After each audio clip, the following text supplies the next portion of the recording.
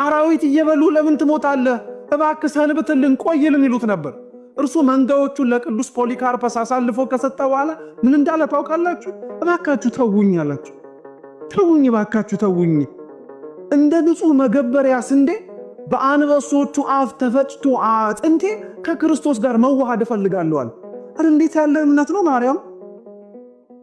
የአንበሶቹን አፍ የሚቆረጥሙትን አጥንቱን እንደ ንጹህ መገበሪያ ስንዴ ከእግዚአብሔር ጋር የሚሄድበት መንገድ ነው ብሎ ማሰብ ከዚህ በላይ ባህር አለ? ክርስቲያኖች እንዲታረዱ ሲባል ላለመታረድ እኮ ምርጫ ነበራቸው። ታውቃላችሁ? ላለመሞት እኮ አማራጭ ነበራቸው። እርሱን እምቢ ስላሉ እኮ ነው፣ አንፈልግም ስላሉ፣ አብረን እንሞታለን ብለው ስለተናገሩ እኮ ነው። እኛ የምንሳቀቀውን መከራ እነርሱ በአማራጭ ይፈልጉታል። ክርስቶስ ከሌለበት ወደብ የምንቦጫረቅበት የመከራ እሳት ይሻለናል ይላሉ። በጣም የሚደንቅ እምነት እኮ ነው እውነት።